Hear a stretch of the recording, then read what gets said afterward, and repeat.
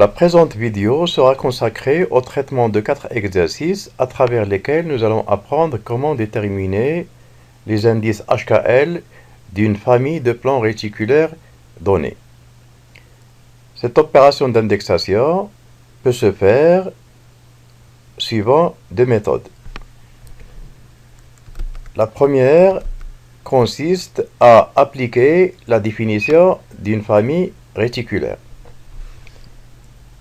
Dans une vidéo précédente, nous avions signalé que les nœuds d'un réseau ponctuel peuvent se regrouper suivant des plans parallèles ayant le même contenu et équidistants. Ces plans constituent une famille et l'un des plans va passer par l'origine de la maille. Les autres plans vont être situés de façon symétrique de part et d'autre de ce plan. Et toute la famille sera représentée par le premier plan qui vient après celui qui passe par l'origine. Puisqu'il y en a deux, ça peut être l'un ou l'autre de l'autre côté. Alors pour celui qui traverse la maille positivement, donc le premier à droite, par exemple ici, ça va la couper en un point A, de telle sorte que OA est égal à petit a sur H. Ce premier plan toujours va couper l'axe petit b en un point B, de telle sorte que OB est égal à petit b sur K. Et ce plan, représentant la famille, va couper le paramètre petit c en un point C, de telle sorte que OC est égal à petit c sur L. La deuxième méthode va consister à appliquer l'équation cartésienne d'une famille de plans réticulaires donnés. Signalons ici, et c'est ce que nous avons expliqué en détail dans une vidéo précédente, que cette équation traduit le fait que tout point M contenu dans n'importe quel plan d'une famille donnée, un point M quelconque et non pas nécessairement un nœud, un point M de coordonnées x, y, z, s'il est contenu dans l'un des plans d'une famille donnée, il doit vérifier l'équation hx plus ky plus lz est égal à m. Si le point est sur le plan qui passe par l'origine, le m doit être nul. Si le point est situé sur le premier plan qui représente la famille, donc cette équation sera plus 1. Si le point cette fois est sur le plan symétrique à celui-là de l'autre côté du plan qui passe par l'origine, cette équation s'écrirait hx plus ky plus lz est égal à moins 1 et ainsi de suite. Donc maintenant, si on revient aux exercices qu'on nous propose, chacun des exercices, on va le résoudre avec les deux méthodes qu'on vient de citer. Le premier plan, on nous dit qu'il traverse la maille en un point A, de telle sorte que OA est égal à petit a, OB c'est l'infini B et OC c'est l'infini C. Et si on revient au dessin de tout à l'heure, donc c'est un plan qui passerait donc à cet endroit-là, au bout, donc avec une distance OA est égale petit a, donc ici, et OB est égal à l'infini, ça veut dire que le plan va être parallèle à l'axe Y. De même, OC est égal à l'infini, ça veut dire que le point C ici va être rejeté à l'infini, et le plan donc sera vertical, parallèle à l'axe Z. Alors maintenant, donc, disposant de ces distances OA, OB, OC, dans la première méthode, on a dit, il suffit tout simplement de comparer ces distances donc, numériques aux distances théoriques qui sont de type A sur H, B sur K et C sur L. Si on fait cette identification, on en conclut tout simplement que H est égal à 1, K est égal à 0 et L est égal à 0. En effet, A sur H est égal à petit a, donc ça va se traduire par le fait que H est égal à 1. B sur K est égal à l'infini entraînerait K est égal à 0, et C sur L est égal à l'infini entraînerait que L doit être nul. Et finalement, la famille qu'on est en train de chercher, c'est la famille d'indices 1, 0, 0. Donc ce sont les indices du premier plan, parce que les indices du premier plan sont reconnaissables par le fait qu'ils sont entiers, relatifs, premiers entre eux. Effectivement, ici, les indices 1, 0, 0 sont premiers entre eux. Nous signalons donc à ce niveau que la famille 1, 0, 0 serait exactement pareille du point de vue notation et du point de vue contenu que la famille moins 1, 0, 0.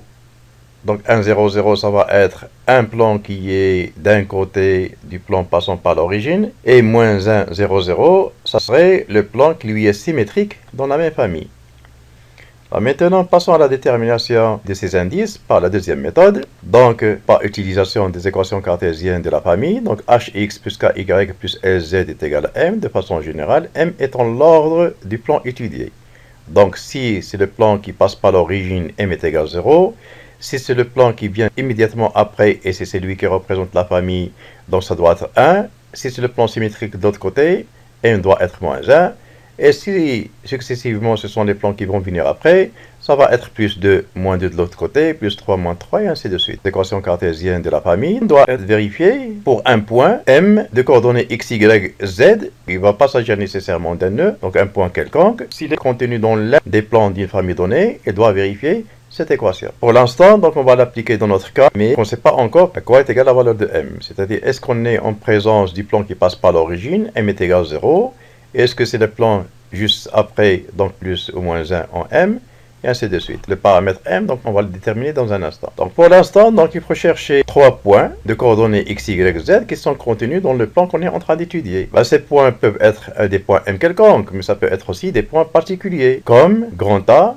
grand B et grand C. Ce sont des points M particuliers, parce qu'ils se trouvent sur les axes, tout simplement. Donc le point OA est situé à une distance petit a. Petit a, ça va être la coordonnée absolue. Mais en cristallographie, on utilise les coordonnées relatives. Autrement dit, le point A, ici, se trouve sur l'axe des X, et sa coordonnée relative par rapport à A. Donc ça sera petit a sur A, et comme il est situé sur l'axe des X, sa coordonnée Y et Z serait nulle. Donc le point A, en fait, puisqu'il se trouve sur l'axe des X, sa coordonnée relative, c'est 1, 0, 0. Pour le point B, donc il est situé sur l'axe des Y, sa coordonnée X et Z sont nulles, et la coordonnée Y est l'infini. Il en est de même pour Z, sa coordonnée Z est infinie, pour le point C, et les autres coordonnées, puisque le point C est sur l'axe des Z, X et Y sont nulles. Ces 3 points doivent vérifier l'équation du plan, et si on écrit ces équations de vérification, ça nous permet de déterminer en fin de compte que h est égal à m, k est égal à 0 et l est égal à 0.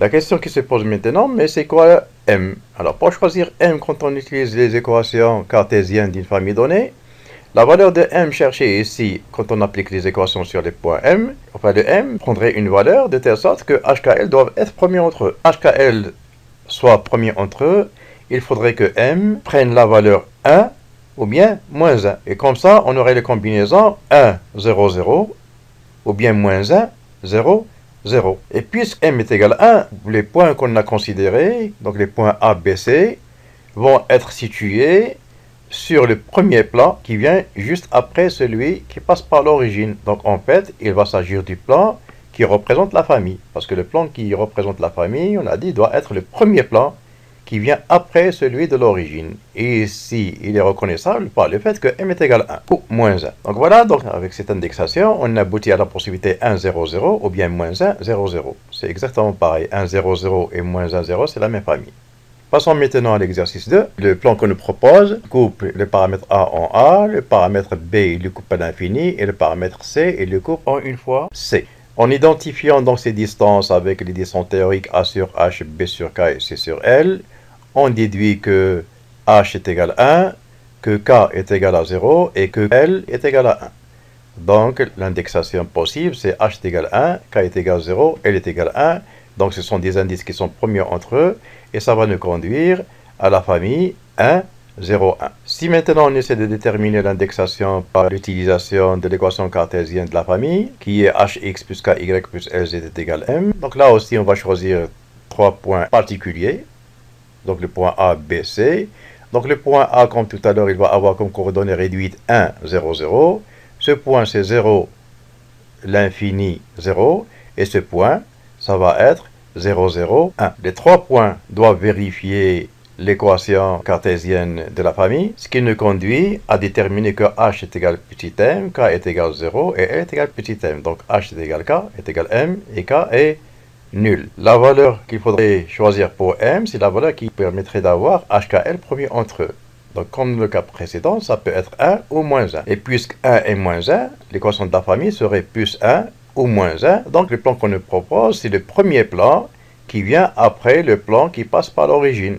Donc c'est bien le plan qui représente la famille. Donc ici, l'indexation serait donc 1, 0, 1 ou bien moins 1, 0, moins 1. Donc 1, 0, 1 ou bien moins 1, 0, moins 1. Et voilà, on retrouve le résultat qu'on a déjà trouvé avec la première méthode. Pour le plan 3, on agit exactement de la même façon. Donc le plan 3 coupe l'axe A en A, B en B et C en 2C. Alors voilà un plan ici, dont on n'a pas vu un autre pareil auparavant. C'est que ce plan, si on examine comme ça de vue les intersections qu'il fait avec les axes, on voit clairement que c'est un plan qui est en dehors de la maille de référence. Pourquoi? Parce qu'il coupe OC en 2 fois C. Donc l'axe C, il est coupé à l'extérieur de la maille. Et puisque le plan normalement qui doit représenter une famille donnée doit être à l'intérieur de la maille, donc de toute évidence, le plan qu'on nous propose ici, c'est pas le premier plan.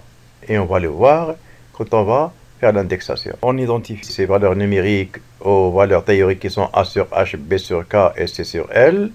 Et ça nous conduit à déterminer que H est égal à 1, B est égal à 1, mais L est égal à 1,5. Donc H est égal à 1, K est égal à 1 et L est égal à 1,5. Dans ce cas-là, et contrairement au cas précédent qu'on a traité, pour les exercices précédents, on est devant une combinaison où l'un des indices est non entier, ce qui est contraire à la définition d'une famille HKL. Le premier plan doit avoir des indices HKL, des entiers relatifs, premiers entre eux. Donc on est dans un cas où l'un des indices n'est pas entier. Alors pour le rendre entier, la solution c'est de le multiplier par 2. Et puisque les indices sont liés entre eux, sont dépendants les uns des autres, donc si on multiplie L par 2, les deux autres aussi doivent être multipliés par 2. Et dans un premier temps, du point de vue écriture, je propose que lorsqu'on trouve des indices où il y a un problème, donc ici où des indices ne sont pas premiers entre eux, ça ne peut pas être noté HKL, parce que HKL est réservé aux indices qui sont premiers entre eux. Donc notons ces indices comme ça, H', K', L'. Et donc pour les rendre entiers, premiers entre eux, donc on va multiplier le troisième qui pose le problème par 2. Et on aura la combinaison 2, 2, 1. Et 2, 2, 1, c'est une combinaison donc où les indices sont premiers entre eux. Donc c'est bien ces indices qui vont représenter la famille. Et le plan qu'on nous a proposé, c'est le deuxième qui va venir après celui-là. Parce que les intersections vont être dédoublées. A sur 2 fois 2, c'est A. B sur 2 fois 2, c'est B. Et C fois 2, c'est 2C. Donc, de toute évidence, le plan qu'on nous a proposé, c'est le deuxième plan qui va venir après le plan qui représente la famille.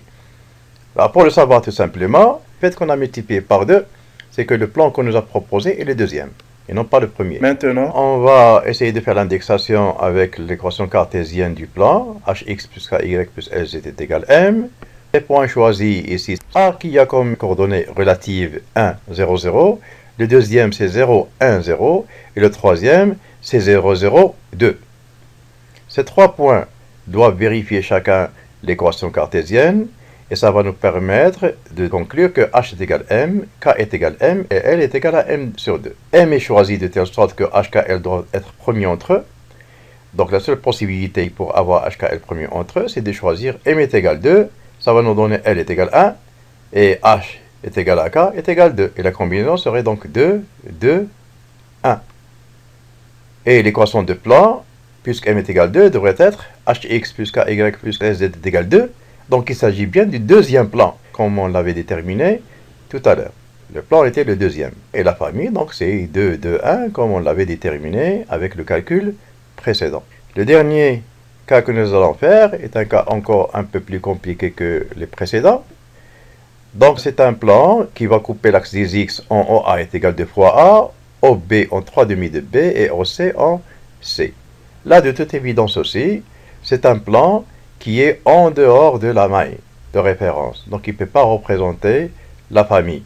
Et là, contrairement au cas précédent, c'est un plan qui coupe l'axe des x en dehors du paramètre de la maille, c'est 2A, et il coupe B en dehors de la maille, c'est 3,5 de B, 1,5 B.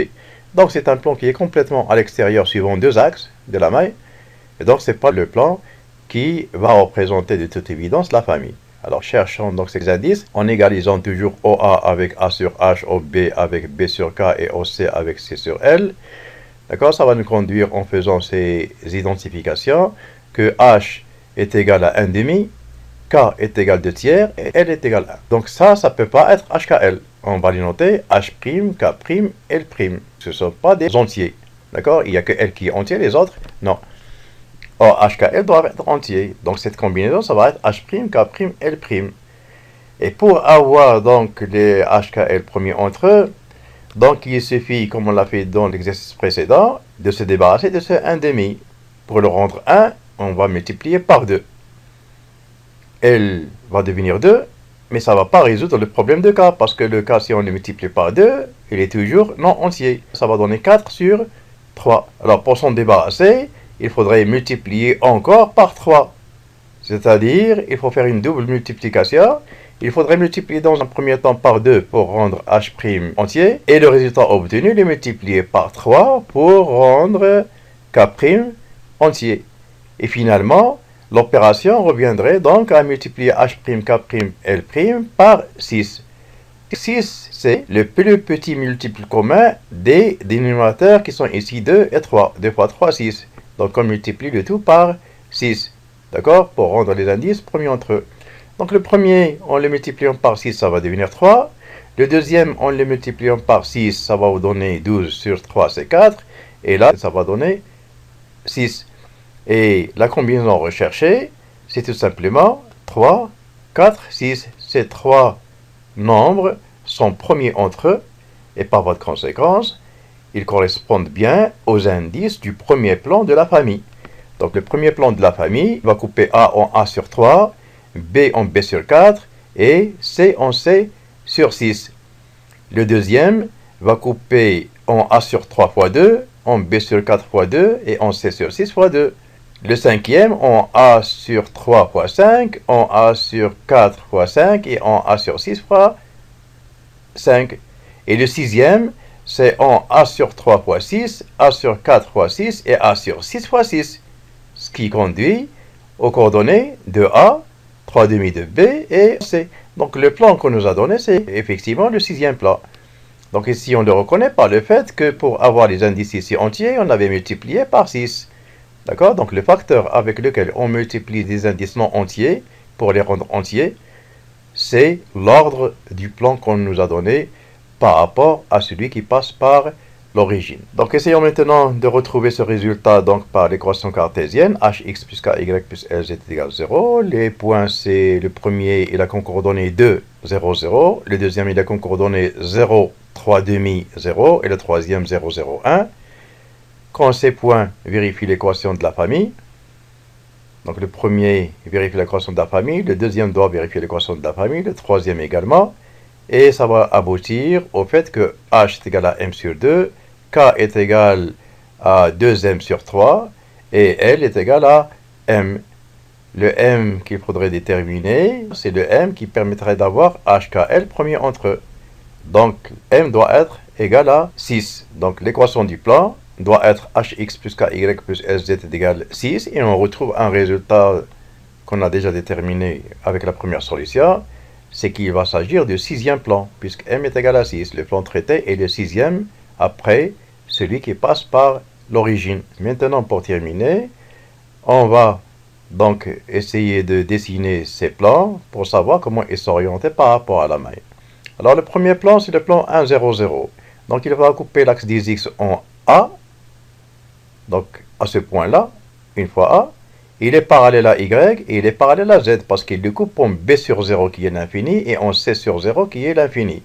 Donc ce plan-là, le plan recherché, le premier, il passe par ce point, il est parallèle à Y et il est parallèle à Z. Par voie de conséquence, l'intersection de ce plan avec la maille, c'est le rectangle qu'on voit ici en rouge. D'accord? C'est la face devant de la maille. Donc c'est la face B. C. On est parallèle à B et à C. C'est la face BC. Donc c'est ce plan-là.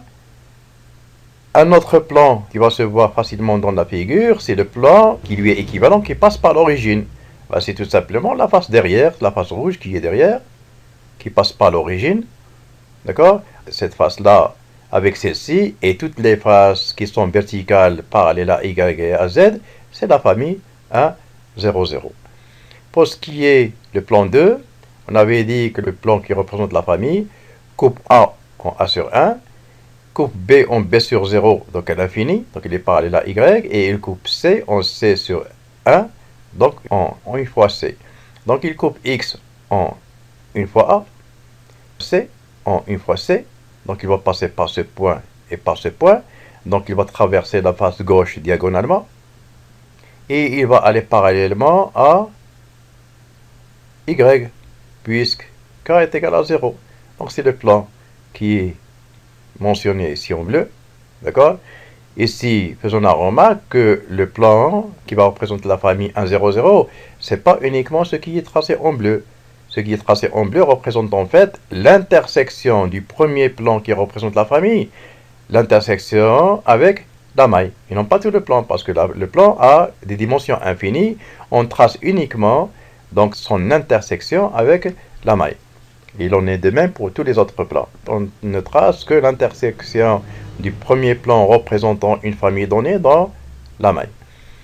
Voilà le deuxième. Le troisième, c'est le plan 2, 2, 1. Il va couper A en A sur 2. Il va couper B en B sur 2. Et il va couper C en une fois C. Donc c'est le plan qui est en vert ici. Enfin, c'est une partie du premier plan qui représente la famille de 2, 1. Le plan, il a des dimensions infinies. Il sort pour se prolonger en dehors de la maille et aller rencontrer les autres mailles de façon tridimensionnelle. Mais son intersection avec la maille, c'est ce triangle qui est en vert. Alors maintenant, pour la famille 4, c'est la famille 3, 4, 6. Elle, c'est une famille dont le premier plan, donc qui représente la famille, passe par A sur 3. Il est là. 1 tiers de A. 1 quart de B. On prend 1 quart de B. Et 1 sixième de C. On divise C par 6 et on prend 1 sixième. Par 3 points passe un plan. Donc il suffit de joindre ces points-là pour avoir l'intersection du premier plan représentant la famille 3, 4, 6. Donc cette intersection de ce plan avec la maille.